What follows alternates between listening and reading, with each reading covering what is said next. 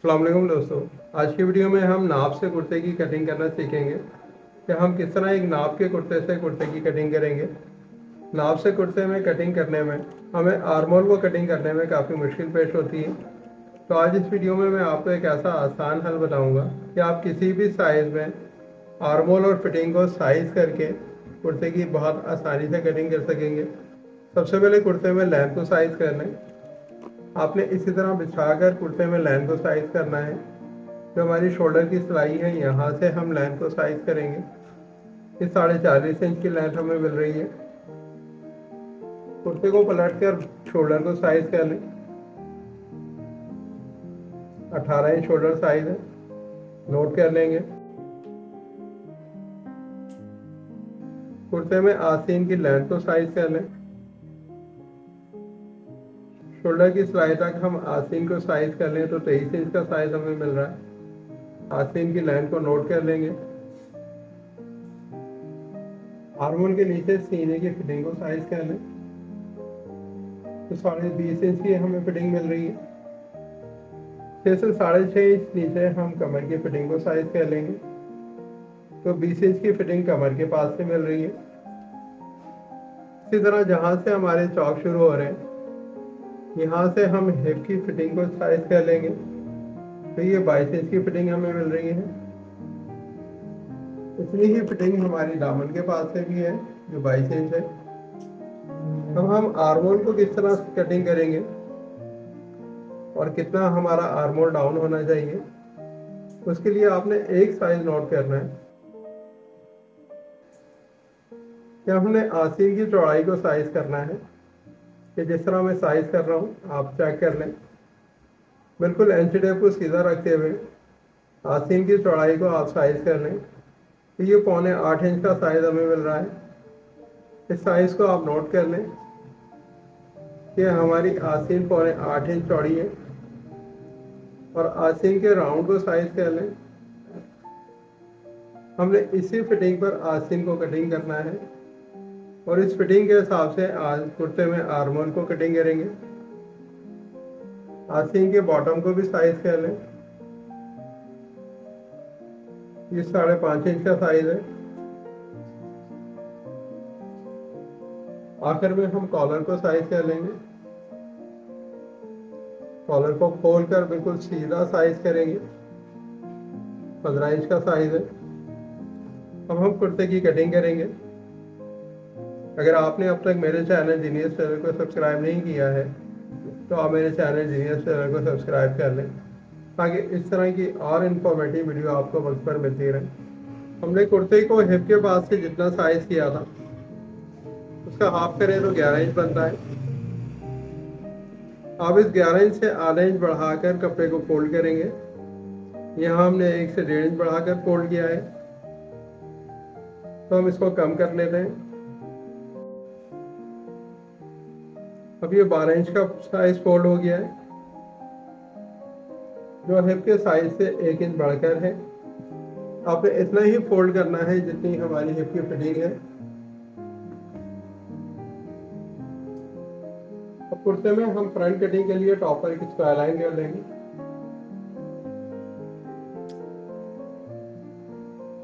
15 inch collar size है, उसका छठा हिस्सा निकालें, 2.5 इंच बन रहा है।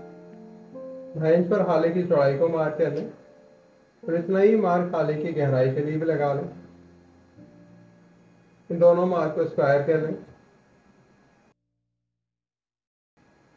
और राउंड में हाले की गोलाई को डाइन कर देंगे।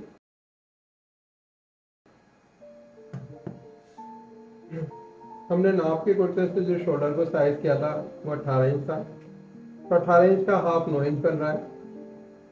इसमें 2 सूट हम कम कर लेंगे। 9.25 इंच के हिसाब से हम एक स्क्वायर लाइन लगाएंगे। ये हमारे शोल्डर के लिए है। अब हमने जो आस्तीन की चौड़ाई को साइज किया था वो 8.25 इंच का साइज था। 8.25 इंच में आधा इंच और ऐड करेंगे और 9.25 इंच पे मार्क कर देंगे। ये हमारे चेस्ट के हिसाब से आर्मोल की साइज आ गया। आपने बताना है कि हमारा चेस्ट का साइज क्या है, इसके हिसाब से ये आर्मोल हमने ड्राइंग कर रहे हैं क्योंकि हमारे नाप के कुर्ते में चेस्ट का साइज हमें नहीं मिला। हमने इस चेस्ट साइज को आस्तीन की चौड़ाई से इमेजिन करना है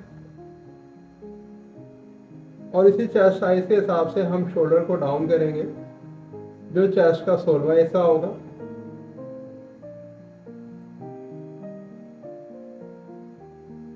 शोल्डर डाउन के मार्क को क्रॉस लाइन कर दें।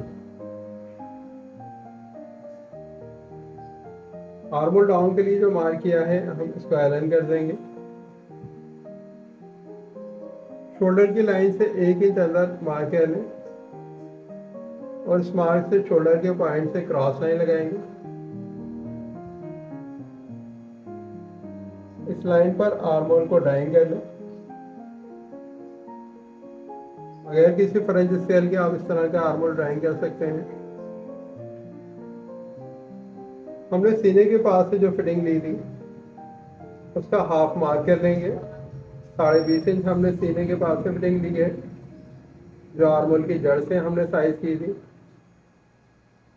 10.25 इंच पे मार्क किया और आधा इंच सिलाई मार्जिन ऐड कर दिया।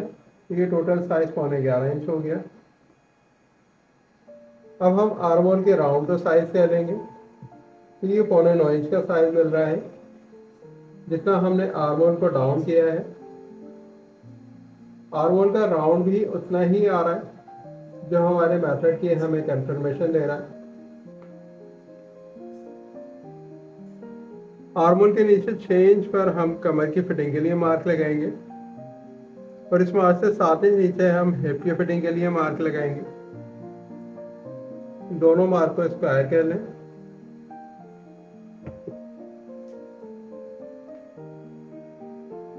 कमर से हमने 20 इंच की फिटिंग साइज की थी तो उसका हाफ 10 इंच मार्क कर लें। 2 पॉइंट सिलाई मार्जिन के लिए ऐड करेंगे क्योंकि यहाँ से हम पॉकेट की सिलाई करेंगे जो बारीक हैम सिलाई होती है। तो यहाँ पर सिर्फ हम 2 सूत का मार्जिन रखेंगे। इसी तरह हिप की फिटिंग को भी साइज कर लें। इस तरह हिप की फिटिंग को भी मार्क कर लेंगे। हमने 22 इंच हिप के पास से फिटिंग को साइज किया था तो उसका हाफ 11 इंच मार्क करेंगे। 2 सूत यहाँ भी सिलाई मार्जिन ऐड करेंगे क्योंकि यहाँ पर भी चौक की बारीक सिलाई होगी। हम यहाँ आधा इंच का मार्जिन नहीं रखेंगे। अगर आप यहाँ आधा इंच का मार्जिन रखते हैं तो यहाँ से कुर्ते की लूज होने की कंप्लेन आपको आएगी। सीने से कमर तक शेप कर दें। कमर से हिप तक शेप कर देंगे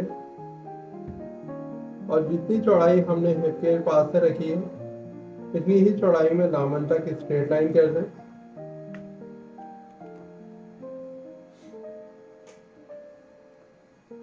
पॉकेट के लिए मार्क लगा लेंगे। 5.5 इंच पे पॉकेट का पहला पॉइंट मार्क कर लें। 6.5 से 7 इंच पॉकेट के मुंह के लिए ड्राइंग कर लें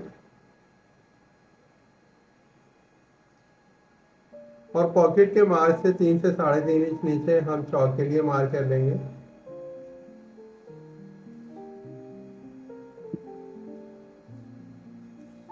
अब आखिर में हम कुर्ते की लेंथ को मार्क करेंगे। हम कुर्ते की लेंथ को ड्राइंग के बाद क्यों मार्क करते हैं इसकी एक खास वजह है। हमने 40.5 इंच लेंथ को मार्क करना है तो शोल्डर की जो डाउन की लाइन है उसमें आधा इंच सिलाई मार्जिन ऐड करते हुए इस लाइन से हम 41 का साइज मार्क करेंगे। अगर ये 41 का साइज हमने जो टॉप पर स्ट्रेट लाइन लगाई है यहाँ से मार्क करें तो हमारे कुर्ते की लेंथ 40.5 शोल्डर डाउन के मार्क पे आ रही है और सिलाई होने के बाद ये लेंथ 40 इंच हो जाएगी और ये लेंथ हमारे साइज से आधा इंच कम हो जाएगी जो एक ऑर्डर बन जाएगी। इसलिए हम शोल्डर की क्रॉस लाइन से हमेशा सिलाई मार्जिन ऐड करते हुए लेंथ को मार्क करते हैं। हम 41 इंच पर लेंथ के लिए मार्क लगाएंगे। 1 से 1.25 इंच दामन के लिए मार्जिन रख लें।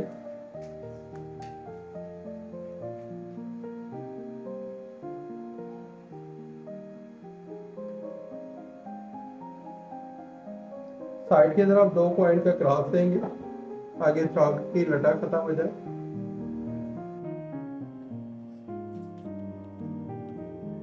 शोल्डर का सिलाई मार्जिन निकालते हुए पट्टी की लेंथ को मार्क कर लें। 15 इंच पर मार्क करेंगे। पट्टी की लाइन के मार्क का मेथड कॉलर साइज पर है। जितना कॉलर का साइज होगा उसके हिसाब से आपने पट्टी की लाइन को मार्क करना है, और कुर्ते की लाइन को भी जज करते हुए आपने पट्टी को ज़्यादा बड़ा नहीं करना है। अगर लाइन कम हो तो आप इसको और कम कर सकते हैं। अब हम कुर्ते में फ्रंट की कटिंग कर लेते हैं।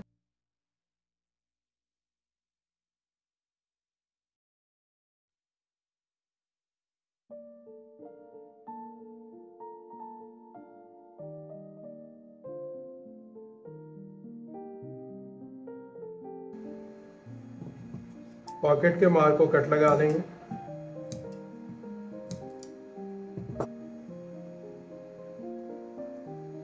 बैक कटिंग के लिए फ्रंट को कपड़े के ऊपर बिछा लें। यहाँ पर हम वन पीस बैक की कटिंग करेंगे, यानी बगैर तीरे वाली बैक कटिंग करेंगे। तो आपने बैक को 3 से 3.5 इंच बढ़ा रखना है। क्रीज से क्रीज मिलाकर फ्रंट को बैक के साथ जमा लेंगे। फ्रंट से बैक को कितना बड़ा रखेंगे और इसका क्या मेथड है, ये मैं आपको ड्राइंग करने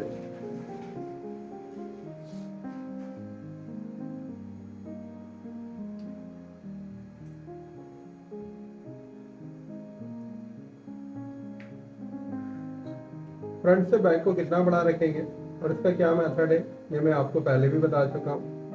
अगर आपने मेरी वीडियो नहीं देखी है तो उसका लिंक मैं डिस्क्रिप्शन में दे रहा हूँ, आप वहाँ से भी देख सकते हैं। यहाँ पर हम चेस्ट के 12वें हिस्से के हिसाब से मार्क करेंगे, लेकिन आप सोच रहे हैं कि यहाँ तो हमने चेस्ट का साइज हमें मिला ही नहीं है, तो हम किस तरह चेस्ट के 12वें हिस्से पे इसको मार्क करेंगे। तो आपने कमेंट में चेस्ट का साइज बताना है कि हमने किस तरह नाप के कुर्ते में से चेस्ट का साइज निकाला है। इस वीडियो के आखिर में मैं इस बात का जवाब आपको बताऊंगा कि हमने किस तरह नाप के कुर्ते से चेस्ट का साइज लिया है। तो यहाँ मैं चेस्ट के 12वें हिस्से में मार्क कर रहा हूँ, जो 3.25 इंच बन रहा है। 3.25 इंच का हाफ कर लें तो 1.25 इंच एक पॉइंट बनेगा। 1.25 इंच एक पॉइंट पे मार्क कर लेंगे और इस मार्क को स्ट्रेट लाइन कर दें।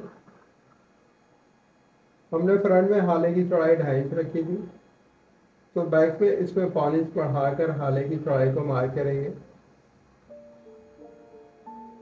और इस मार्क पर हाले की गोलाई को ड्राइंग कर देंगे। हमने फ्रंट से बैक को 3.25 इंच बढ़ा कर रखा है, तो आर्मोल के पास से आधा इंच बढ़ाते हुए 3.25 इंच पर मार्क लगाएंगे। ये मार्क हमारे शोल्डर के डाउन के लिए है।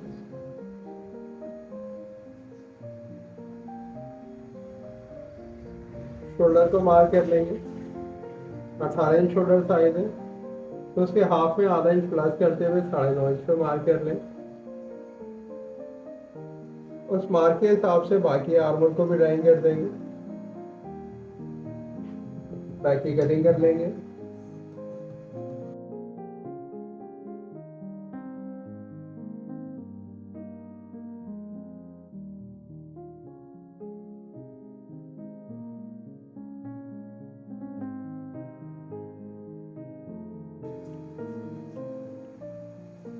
बैक पे भी पॉकेट के पॉइंट को कट लगा दें, चाक को भी कट लगा लें। बैक को फ्रंट के ऊपर जमा कर चेक कर लें। सिलाई मार्जिन को चढ़ा कर रखेंगे और आर्मोल का शेप चेक कर लें, तो ये फ्रंट के साथ बिल्कुल फिक्स है। हाले के पास से फर्क हो तो हम हाले की छटाई में उसको सही कर लेंगे। अब हम आर्मोल को साइज कर लेते हैं। फ्रंट में हमने 1.25 इंच का साइज किया था, इस 9.25 इंच पे बैक के आर्मोल को भी मिलाकर साइज कर लें, तो 20 इंच का साइज मिल रहा है। इसमें 1.25 इंच हम सिलाई मार्जिन निकालें तो 19 इंच रह जाता है। इस 19 इंच के हिसाब से हम आस्तीन की गोलाई को भी ड्राइंग करेंगे। हमने कुर्ते में स्लीव्स कटिंग के लिए 9.25 इंच चौड़ाई में कपड़े को फोल्ड किया है, तो हम 8.25 इंच में आधा इंच ऐड करते हुए कुर्ते में आस्तीन की चौड़ाई की कटिंग करेंगे और 9.25 इंच में मार्क कर लेंगे। हमने आर्मोल की गोलाई को 9.5 इंच पर साइज किया था, तो हम इसकी गोलाई को भी 9.5 इंच के हिसाब से मार्क कर लेंगे। ये हमारे डाउन के लिए पॉइंट हो गया। हम इस पॉइंट तक आस्तीन की गोलाई को शेप करेंगे।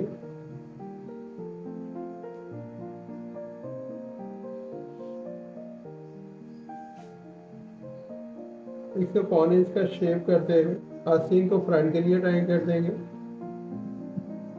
ये अंदरूनी हिस्सा हमारे फ्रंट में अटैच होगा। राउंड में जो हमने गोलाई को ड्राइंग किया है ये कुर्ते में बैक की तरफ अटैच होगी। आस्तीन की लाइन पे आधा इंच सिलाई मार्जिन रखते हुए मार्क कर देंगे। 1 इंच हम मार्जिन के लिए मार्क करेंगे। लाइन को इसको अलाइन कर दें, मार्जिन को भी इसको अलाइन कर दें। हमने आस्तीन में बॉटम के लिए 5.5 इंच को साइज किया था। आधा इंच सिलाई मार्जिन रखकर 6 इंच पे मार्क कर देंगे।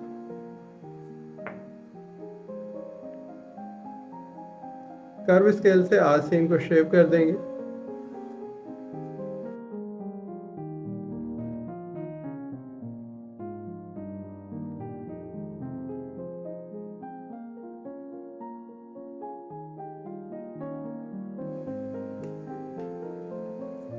आस्तीन की चौड़ाई में सिलाई मार्जिन को निकालें तो ये 8.25 इंच का साइज हमें मिल रहा है, जितना हमने नाप के कुर्ते में आस्तीन की चौड़ाई को साइज किया था।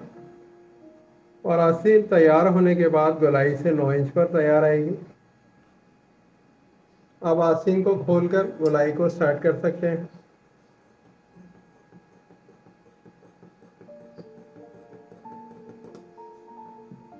मैं इस वीडियो से पहले पजामे के नाप से पजामे की कटिंग की वीडियो भी बना चुका हूँ। अगर आपने अब तक वो वीडियो नहीं देखी है तो आप एंड स्क्रीन से उस वीडियो को देख सकते हैं। डिस्क्रिप्शन में मैं उसका लिंक भी दे रहा हूँ। साइड से आस्तीन को मिलाते हुए आर्मोल में घुमाकर चेक करेंगे।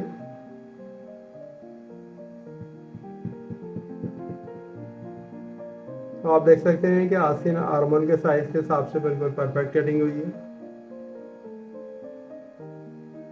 अब हमने कुर्ते में चेस्ट का साइज किस तरह निकाला था।